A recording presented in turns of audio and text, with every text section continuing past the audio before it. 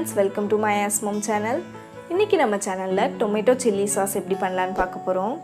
Video skip பண்ணாம ஃபுல்லா பாருங்க. நடுவுல நான் கொடுத்திருக்க டிப்ஸ் எல்லாம் மிஸ் பண்ணிடாதீங்க. நம்ம வந்து டொமேட்டோ சாஸ் கடையில தான் ஜாஸ்தியா வாங்குவோம். குழந்தைகளுக்கு கொடுக்கிறதுக்கு ரொம்ப யோசிப்போம். இது வந்து வீட்லயே எவ்வளவு ஹெல்தியா பண்ணலாம்னு பார்க்க போறோம். வீடியோ உங்களுக்கு பிடிச்சிருந்தா லைக் பண்ணுங்க, உங்க ஃப்ரெண்ட்ஸோட ஷேர் பண்ணுங்க, சப்ஸ்கிரைப் பண்ணுங்க, பக்கத்துல இருக்க பெல் பட்டனை மறக்காம கிளிக் பண்ணுங்க. இப்போ வாங்க டொமேட்டோ chilli sauce எப்படி பண்ணலாம்னு பார்க்கலாம். இன்னைக்கு நான் ஒரு 2 kg தக்காளி எடுத்துர்க்கேன். நான் வந்து லாட்டா பண்ணி ஸ்டோர் பண்ணி வச்சுப்பேன் ஃப்ரிட்ஜ்ல. அதனால 2 kg எடுத்துர்க்கேன்.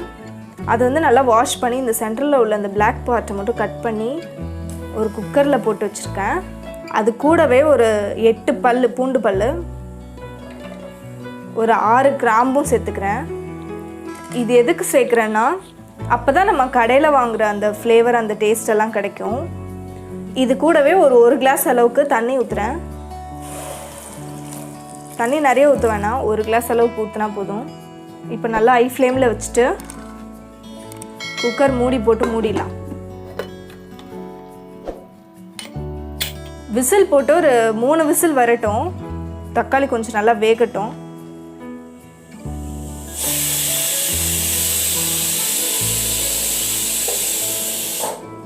இப்போ ஒரு 3 விசில் வந்துச்சு.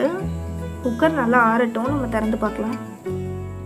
இப்போ குக்கர் நல்லா ஆறிடுச்சு, நம்ம திறந்து பார்க்கலாம்.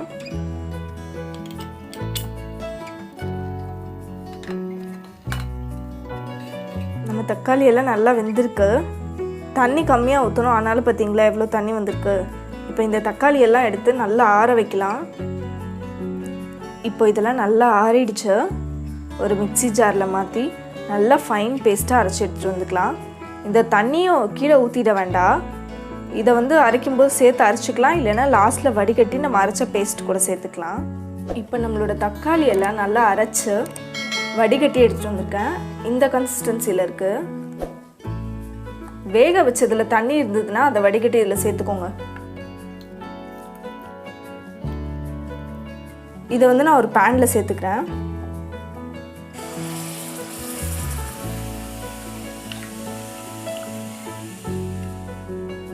ரெண்டு லெமன் சைஸ் இருக்க புளியை வந்து நல்லா ஊற வச்சு கரைச்சி வடிகட்டி எடுத்துருக்கேன். அதையும் இது கூட சேர்க்குறேன்.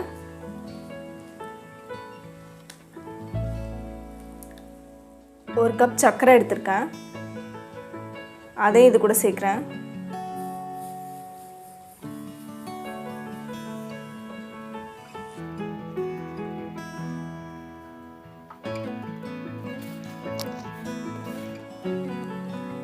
இப்போ வந்து ஒரு 4 spoon chilli powder, Kashmiri red chilli இருந்தால் எடுத்துக்கோங்க.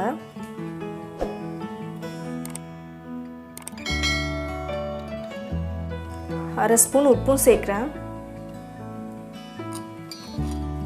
இப்போ இது எல்லாத்தையும் ஒன்றா மிக்ஸ் பண்ணிக்கலாம்.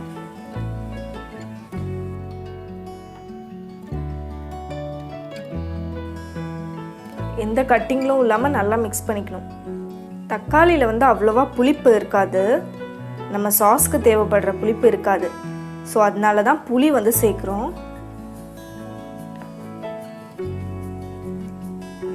இந்த புளி காரம் எல்லாமே இவ்வளோ தான் சேர்க்கணும்னு இல்லை, நீங்கள் வந்து டேஸ்ட் பண்ணி பாருங்கள். எப்போ வேணால் நடுவில் வேணும்னாலும் ஆட் பண்ணிக்கலாம். இப்போ இது நல்லா கொதி வர ஸ்டார்ட் ஆகிருக்கு. இந்த ஸ்டேஜில் வந்து டொமேட்டோ ரெட் கலர் நான் சேர்க்குறேன். இது வேண்டானா நீங்கள் ஸ்கிப் பண்ணிக்கலாம்.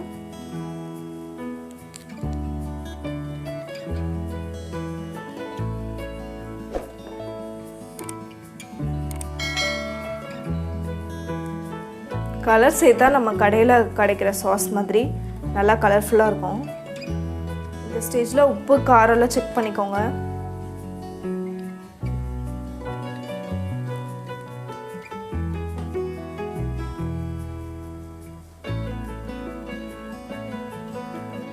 இந்த மாதிரி பொங்கி பொங்கி வரும்.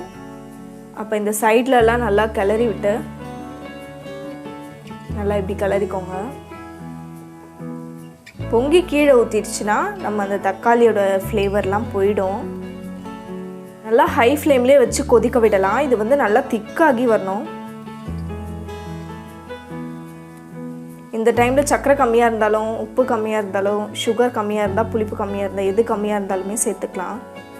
நடுவில் கொஞ்சம் கலரி விட்டுட்டே இருங்க. அடியில் வந்து இந்த மாதிரி ஃபார்ம் ஆகும் திக்காக. அதில் வந்து கிளறி விட்டுட்டே இருக்கணும், இல்லைன்னா ஃபார்ம் ஆகி ஒரு மாதிரி அடி பிடிச்சிடும். அந்த தக்காளி மிளகாத்தூளோட பச்சை ஸ்மெல்லாம் போகிற வரைக்கும் நல்லா கொதிக்க விடணும். இப்போ நம்மளோட சாஸ் இந்த அளவுக்கு திக்காகி வந்திருக்கு.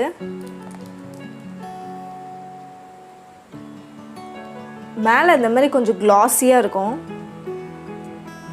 அப்போயே நம்ம சாஸ் ரெடி ஆயிடுச்சுன்னு அர்த்தம்.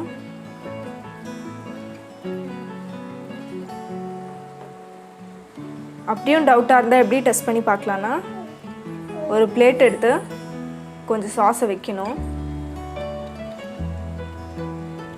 வச்சு இப்படி சாய்ச்சிங்கன்னா தண்ணி தனியாக வடிஞ்சு வரும்.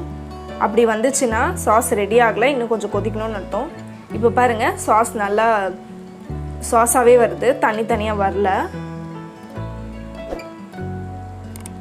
இப்போ நம்ம சாஸ் நல்லா ரெடி ஆயிடுச்சு. இது வந்து இன்னும் கொஞ்சம் திக்னஸ் கொடுக்கும் நம்ம ஆஃப் பண்ணிட்டதுக்கப்புறமும். ஸோ இந்த ஸ்டேஜில் அடுப்பை ஆஃப் பண்ணிக்கலாம்.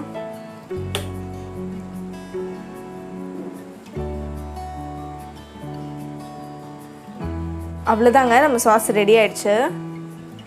இப்போ நான் இதை சர்வ் பண்ணி காட்டுறேன். அவ்வளோதாங்க, நம்மளோட டொமேட்டோ சில்லி சாஸ் சூப்பராக ரெடி ஆயிடுச்சு. நீங்கள் நிறைய பண்ணி ஸ்டோர் பண்ண போகிறீங்கன்னா வினிகர் கூட சேர்த்துக்கோங்க. ஒரு அரை கப் வினிகர் சேர்த்துக்கோங்க.